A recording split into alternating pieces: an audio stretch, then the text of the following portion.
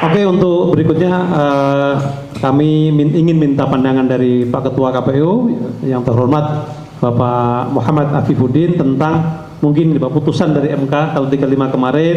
Ini kan sedikit banyak mengejutkan, kalau kata teman-teman PDIP membuat kaget gitu ya. Tapi kalau Golkar tidak gitu ya, sudah apapun sudah diantisipasi.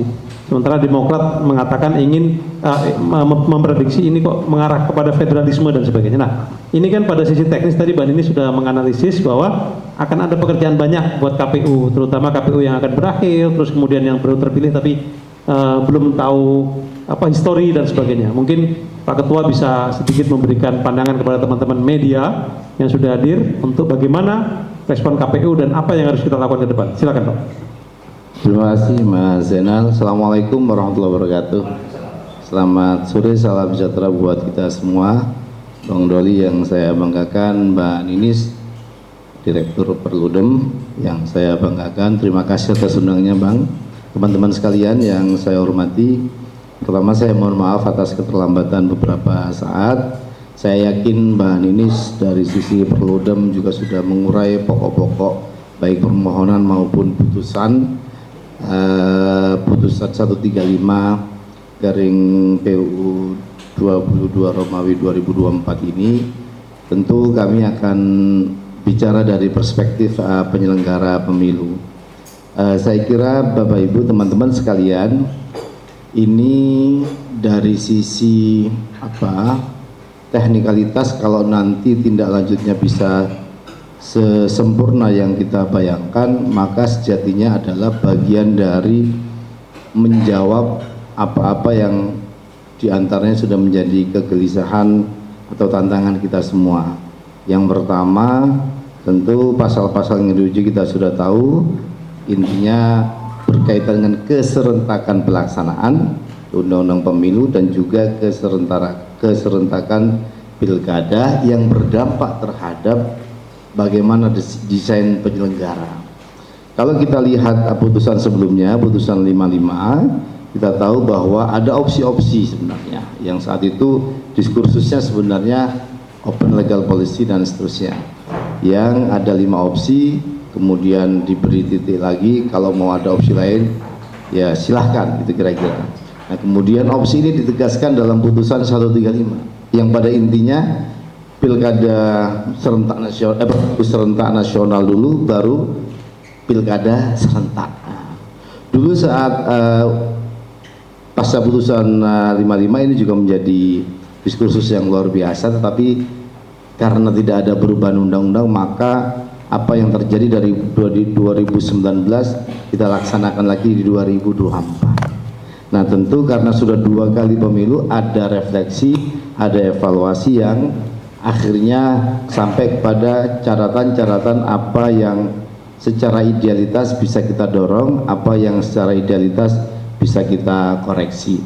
Kami ingin menyampaikan teman-teman sekalian, dari sisi penyelenggara pemilu, memang kalau himpitan tahapan ini sangat ketat. Kalau dulu di pemilu 2024 ini kan kita mulai tahapan kan sebagaimana undang-undang kan 20 bulan sebelum hari pelaksanaan. Kemudian pilkada 10 atau bahkan 11 bulan.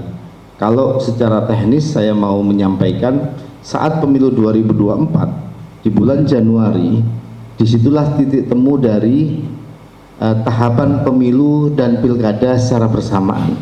Tahapan pemilunya kampanye menuju pemungutan hari H di tanggal 14 Februari, tahapan pilkadanya mulai merencanakan, mulai melakukan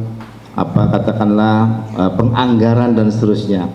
Jadi di saat kita menuju konsentrasi pemilu nasional kemarin itu Januari 2024, teman-teman KPU daerah karena keuangan pilkada ini dari APBD itu melakukan lobby, komunikasi dengan banyak pihak di daerah untuk kemudian anggaran pilkadanya bisa difasilitasi, dan itu tentu menyita perhatian selain konsentrasi kita menuju pelaksanaan pemilu tahun 2024 di bulan Februari saat itu. Nah, kami juga ingin menyampaikan, pertama dari sisi irisan tahapan yang beriringan, dalam tanda kutip ya kita seperti sprint banget lah. sprint, habis itu selesai, orang bertanya KPU mau ngapain, kan begitu. Nah, sprint ini dengan dua beban, pilkada dan pemilu, meskipun kita sebagai penyelenggara pasti menjalankan, melaksanakan, tetapi pasti ada catatan. Kita ingat tahun 2019, salah satu catatan penyelenggaraannya kan karena apa yang kita sebut dengan pemilu 5 kotak suara itu kemudian berdampak pada kelelahan penyelenggara terutama di level TPS, karena saat itu pemilihnya masih belum dibatasi 300 pemilih. Jadi ternyata eksperimen di tahun 2019 begitu pemilihnya sampai di 800, lebih dari 300, itu kelelahannya luar biasa. Hal yang bisa kita lakukan saat itu, Bang Doli Ketua Komisi 2, kita mengusulkan kemudian adanya pembatasan jumlah pemilih di tahun 2024 dengan 300 pemilih di setiap TPS, yang ini juga berdampak terhadap bertambahnya jumlah TPS 800.000 sekian. Tetapi kemudian ini untuk pilkada kita gabung lagi, jadi yang tadinya 300 jadi 600 sehingga berkurang signifikan jadi 400 ribuan TPS. Jadi sebenarnya penyelenggara juga berikhtiar untuk senantiasa mengefisiensikan, termasuk dalam tanda kutip mengengineering, merekayasa bagaimana pemilu ini kemudian lebih efektif, efisien, dan pada saat yang sama tidak terlalu membebani teman-teman di paling bawah jajaran ad hoc. Paling tidak dua pemilih menggambarkan itu. Nah, yang lain yang penting untuk kami sampaikan yang tidak yang ini juga menjadi beberapa catatan dari sisi putusan MK, itu diantaranya adalah persoalan kami ini di KPU, teman-teman sekalian, mungkin tidak ada yang pernah membayangkan selain penyelenggara atau teman-teman di concern isu pemilu, hari ini pun kami masih ada seleksi calon anggota KPU Papua Barat, padahal pemilunya sudah selesai. Jadi kalau saya mengklaster, saya sudah cek data-data di KPU, ada 15 gelombang untuk memilih 2.570 KPU Kabupaten Kota dan 200 sekian KPU Provinsi. 15 gelombang, dan sekarang gelombang yang terakhir tinggal wawancara. Artinya apa? Saat pelaksanaan pemilu kemarin, ada daerah yang H-7, H-14, bahkan H-3 itu KPU-nya harus berakhir masa jabatan. Tentu isunya jadi banyak. Pertama, kesiapan penyelenggara transisi di saat yang sangat sempit. Kemudian kedua, isunya jadi harus ada yang dipertahankan atau tidak dari sisi penyelenggara yang sudah menjalankan tahapan sebelumnya. Nah, tentu kami sudah berupaya sebenarnya untuk mengajukan bagaimana keserentakan ini dilakukan tidak hanya di proses pemilu pilkada, tetapi juga keserentakan rekrutmen jajaran KPU se-Indonesia. Ini berbeda dengan Bawaslu yang kabupaten kotanya dalam satu waktu langsung, karena saat kemarin Undang-Undang 7 berlangsung itu baru pertama kali jajaran Bawaslu itu permanen dan direkrut langsung di tingkat kabupaten kota.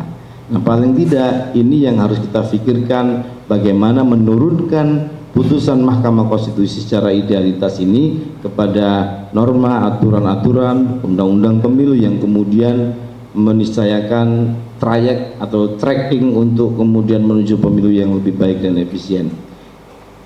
Kalau kita lihat pasca putusan 135 ini, kalau dalam prakteknya selama ini di Undang-Undang 7 tahapan paling lambat 20 bulan sebelum hari pemungutan. Jadi kalau bulan Juni 2022 kemarin kita baru dilantik, setelah itu nggak lama tahapan berjalan, kita hitung 20 bulan. Nah, kalau kita lihat dari sisi apa yang kita pahami dalam putusan 135, itu kan dalam praktek ketatanegaraan biasanya pelantikannya di bulan Oktober 2029 nanti, kalau ini belum diadaptasi kan, paling singkat 2 tahun atau paling lama 2 tahun 6 bulan. Jadi opsinya pasti dihitung sejak pelantikan anggota DPR atau DPD dan juga pelantikan presiden pada satu sisi, kemudian dimulai lagi tahapan dan pemilihan anggota DPRD pasti pasca itu. Nah, belum lagi menyisakan persoalan perpanjangan dan seterusnya yang ramai. Saya di WA banyak anggota DPRD provinsi kabupaten, Bang. yang ingin diperpanjang. Banyak sekali yang WA. Nah, tentu ini menjadi penting. Pertama, dari sisi kami, MK pastinya juga mendengar kita semua. Bang Doli saya pikir karena sangat concern di isu pemilu dan juga Ketua Komisi 2 waktu itu sangat memahami sebenarnya tantangan dari teknis penyelenggaraan. Ya, kami harus menjalankan bagaimana aturan menggait kami untuk menjalankan pemilu ini. Sebagaimana yang menjadi catatan para pihak, agak diperpanjang jedahnya atau selisih waktunya yang kemudian dalam putusan MK ini semakin spesifik ya. Kemudian ya tadi itu tumpukan beban salah satunya berdampak kepada juga, saya mau bercerita begini, anggaran pilkada itu rata-rata tidak ada yang habis. Kalau satu sisi kadang-kadang dibaca itu kesalahan perencanaan, kalau saya ingin merefleksikan itu karena tidak adanya waktu juga. Karena di saat yang bersamaan ada gugatan-gugatan di Mahkamah Konstitusi di saat persiapan pilkada. Jadi sosialisasi dan seterusnya kadang-kadang harus menggunakan anggaran pemilu, termasuk anggaran pilkada yang kemudian banyak dikembalikan. Ini salah satu dampak yang bisa jadi tak terlalu terfikirkan kemudian terjadi. Nah, kalau kita lihat sebenarnya anggaran pemilu nasional juga dari 76 itu kan yang kita pakai 50-an, 54 atau 52 gitu. Untuk yang nasional karena nggak ada putaran 2 juga. Nah, beberapa daerah saya kira pengembaliannya luar biasa. Kalau daerah-daerah besar kayak Jawa Barat dan segala macam tuh hampir ratusan miliar juga, DKI segala macam tuh pengembaliannya luar biasa. Nah, tentu berkaitan dengan hal ini juga berkaitan dengan model 5 kota, pemilu 5 kota yang kemarin. Ada yang pasti banyak pihak menyampaikan bagaimana atau betapa pemilih juga apakah jenuh, apakah sulit membedakan pemilu, masih ada pemilu lagi lah, gitu-gitu dan seterusnya. Setelah pemilu kan tidak semua orang konsennya tiap hari harus ngurusi besok ada pemilu apa tidak. Begitu pilkada mereka kan, loh ini masih ada pemilu lagi. Tidak semua orang mudah untuk kita jelaskan ada pemilu, ada pilkada. Tetapi sekiranya tahapan ini tidak berhimpit, mungkin sisi perhatian dan konsentrasi penyelenggara bisa lebih baik, lebih refresh gitu ya. Ketika kita beradu pengalaman dengan situasi yang terjadi dari 2019 di 2024. Paling tidak teman-teman sekalian, meskipun satu nyawa sangat berharga dari sisi korban dan seterusnya, dengan pengaturan yang kita buat tidak terlalu banyak korban yang tahun 2024, paling tidak itu tidak mengurangi. Kemudian dengan dinamikanya tidak banyak daerah yang hari H tidak bisa memilih karena logistik salah kirim, salah cetak, pada dampaknya pada akhirnya kemudian pemilunya ditunda. Tidak banyak. Nah, pada sisi yang lain ketika pilkada beberapa daerah terutama dapil-dapilnya Bang Doli ini banyak hujan, banjir dan seterusnya, yang itu kemudian force majeure akhirnya tidak di hari H. Nah, catatan-catatan ini bisa kemudian mengantarkan kita kepada bagaimana menerjemahkan evaluasi, menerjemahkan tantangan penyelenggara dari satu sisi, termasuk bagaimana mengkorelasikan dengan perencanaan penganggaran di daerah dan seterusnya. Nah, kami tentu dalam konteks ini ingin memberikan catatan dengan putusan ini. Pertama, ini akan memberikan kepastian hukum ke kita semua dan penyempurnaan substansi dalam penyelenggaraan pemilu dan pemilihan. Bagaimana kita aturnya. Kemudian yang kedua, menyelaraskan nomenklatur, tugas dan juga persyaratan Badan Hoc penyelenggara pemilu agar tidak tumpang tindih, apakah tugas, kewenangan dan seterusnya, termasuk beberapa poin pengaturan pemilu dan pilkada yang secara signifikan berbeda terkait dengan misalnya kampanye, subjek yang bisa disoal, ada peserta, ada pelaksana, ada tim sukses dan seterusnya. Kemudian juga menyelaraskan tugas pokok kewenangan KPU provinsi dan kabupaten kota ketika itu bisa kita pilih lebih awal, dan menjelaskan penggunaan istilah dan nomenklatur berkaitan dengan tahapan. Ini juga penting. Dan paling akhir kami beberapa catatannya, misalnya nih, saya pribadi misalnya membayangkan secara pilihan bisa jadi H-3 tahun itu KPU pusat misalnya, baru provinsi dan kabupaten kota itu H-2 tahun untuk menjelang pemilu, dan itu bisa diseleksi. Nah, bagaimana mengatur transisinya? Nah, ini yang sebenarnya kemarin kalau nggak salah, nanti Bang Roli bisa mengingatkan, tahun 2022 sempat kita simulasikan sebenarnya. Cuman di Perpu yang keluar akhirnya cuman pengaturan daerah otonomi baru Papua. Sebenarnya ya kami juga mengajukan keserentakan, tapi memang itu ada dampak-dampak dari sisi apakah ditarik ke depan, ke belakang dan seterusnya, dan juga berdampak kepada apakah orang yang sudah dilantik untuk 5 tahun bagaimana katakanlah hak kehormatan dan seterusnya. Ini menjadi PR kita nanti. Mbak Ninis pasti juga berpikiran bagaimana mengatur desain-desain ini. Saya kira itu sebagai beberapa catatan singkat dari sisi penyelenggara. Kami tentu berterima kasih untuk diskusi ini. Hal-hal yang kita upayakan lebih baik semoga bisa akomodir dalam upaya kita mewujudkan pemilu pilkada kita lebih baik, lebih efisien. Terima kasih. Assalamualaikum warahmatullahi wabarakatuh. Waalaikumsalam warahmatullahi wabarakatuh. Kita kasih plus kepada Pak Afifuddin.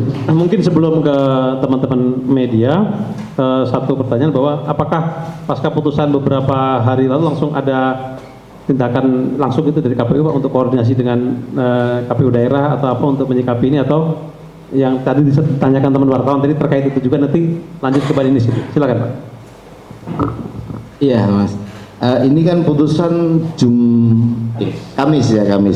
Kamis kita kebetulan waktu itu kumpul atau pleno di Kamis siang, tapi belum membahas putusan ini karena belum kita dapatkan. Setelah itu malam begitu ada putusan baru kita diskusi banyak hal lah tentang bagaimana kemudian tindak lanjut dari ini, termasuk turunannya untuk menurunkan ini dalam bentuk undang-undang ini seperti apa. Yang saya sampaikan tadi yaitu beberapa atau di antara teman-teman kita yang di DPRD provinsi kabupaten sudah langsung secara berkelakar, wah aku langsung ditambah dong ini periodenya, begitu dan seterusnya. Hal lain di teman-teman DPR RI situasinya mungkin berbeda juga, bagaimana menurunkan ini dari sisi pengaturan kan, karena kita tahu ketika dulu diskursus menuju pilihan-pilihan keserentakan kan ini pernah kita bahas juga pilihan. Terima kasih. Iya, kayaknya nggak begitu kalimat saya. Putusan MK ini meminimalisir beban yang berlebihan di penyelenggara. Ya, kalau soal meninggal nggak meninggal kan bukan urusan kita. Jadi ketika kan kita bisa mengkonstruksi betapa beban. Makanya tadi saya gambarkan 2019 jumlah pemilih di TPS-nya banyak. Jadi kita belum pernah melakukan simulasi 5 kota itu, ya kita simulasi, tapi ketika itu dilaksanakan ternyata luar biasa, dilakukan dengan tanpa protes saja sampai dini hari, apalagi ada keberatan catatan pengawas, keberatan saksi, hingga lebih panjang. Jadi mungkin kalimatnya paling tidak mengurangi beban kerja di saat yang bersamaan atau berhimpitan, yang kemudian meniscayakan ada waktu yang lebih longgar lah ya. Makanya di 2024 kita mengambil kebijakan untuk satu TPS maksimal 300 pemilih untuk pemilu kemarin. Untuk pilkada karena surat suara yang dihitung cuma calon kepala daerah, paling juga gubernur, bupati, dengan wali kota, dengan cuma 3 aja. Ya itu kemarin kita simulasikan dan kita ambil keputusan untuk digabung maksimal 2 TPS. Jadi jumlah pemilih dalam satu TPS itu maksimal 600. Jadi ini bagian dampak-dampak kecil dari apa yang kita bicarakan dengan tadi itu evaluasi, catatan upaya untuk kemudian mengantisipasi hal-hal yang tidak kita inginkan. Salah satunya adalah beban pekerjaan di saat yang sama itu kita urai dengan ya dulu kan diskusi soal keserentakan opsi-opsi ini juga diantaranya itu. Cuman yang namanya praktek di lapangan, begitu kita punya pengalaman seperti yang kemarin, tentu kalau ada hal yang kurang maksimal untuk penyelenggaraan lanjutannya itu bisa kita diskusikan dengan perspektif banyak pihak ya. Terima kasih. Terima kasih Pak Ketua. Ada teman-teman lagi dari belakang mungkin? Kalau tidak, ada lagi? Ya, kalau tidak mungkin satu pertanyaan dari saya terakhir mungkin sekaligus mungkin nanti para pembicara memberikan closing statement. Ini terkait dengan para calon gitu ya, tapi nanti bisa ditanggapi oleh semuanya. Misalnya Bang Doli sebagai calon legislatif itu kan caleg waktu itu seringkali yang dikutip tadi menarik dari Pak Presiden agar kita mengurangi kebiasaan politik biaya tinggi gitu Bang. Nah pertanyaannya adalah pada saat dengan rezim aturan yang lama itu kan ada kadang-kadang sharing beban antara caleg DPRD dan DPR pada tandem gitu Bang. Nah sekarang kan harus berjuang sendiri, tentu biayanya ditanggung sendiri, tidak bisa urunan seperti itu. Apakah ini isu yang menarik atau justru nggak terlalu signifikan Pak dengan adanya putusan 135 ini Pak? Sekaligus nanti minta pandangan dari Mbak Rini dan juga Pak Afif dan nanti sekaligus closing statement silakan. Ya, Mas Zainal, diskusi ini juga saat kita dulu memilih atau kemudian kita menerjemahkan ya teman-teman membuat undang-undang menerjemahkan keserentakan itu salah satu diskursusnya juga itu. Ya memang bagaimanapun ketika ini besok dipraktekkan ada situasi yang mungkin baru di mana proses kompetisi itu di tingkat pusat, penataan di bawahnya pasti berbeda dengan situasi kemarin di mana ada tandem di tingkat provinsi, kabupaten kota, dalam partai, lintas partai, itu kan lapangannya begitu. Nah, tetapi ya ini tantangan kita, tentu idealitasnya menurunkan ini dalam bentuk undang-undangnya seperti apa. Tentu kami ini dengan perspektif yang dipunyai oleh penyelenggara, katakanlah kita punya catatan, tetapi pembuat undang-undang juga mungkin punya pikiran-pikiran yang lebih baik seperti apa dan seterusnya. Pada intinya ada situasi yang baru memang kalau kemudian proses 135 ini, putusan 135 ini diterjemahkan sebagaimana yang kita pahami, selisihnya separuh 2,5 tahun, kemudian dengan proses pemilu nasional lebih dulu. Nah ini tantangan nih bagi Bang Doli dan teman-teman. Kami juga mungkin juga punya tantangan yang lain. Saya mau cerita soal keserentakan. Sebelum ada putusan 55 itu kan salah satu isu yang ramai sekali waktu itu untuk melakukan pemilu secara lebih efektif, efisien, secara anggaran dan lain-lain. Apakah benar itu kemudian membuat efektif dan efisien?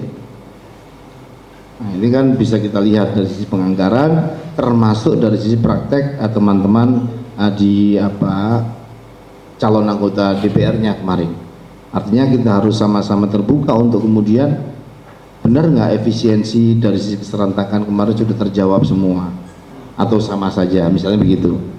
Nah tentu ini menjadi masukan kita untuk kemudian kita pikir bagaimana pemilu ini sebagaimana tadi disindir Bang Doli lebih efisien dan seterusnya dari sisi pelaksanaan, biaya dan lain-lain.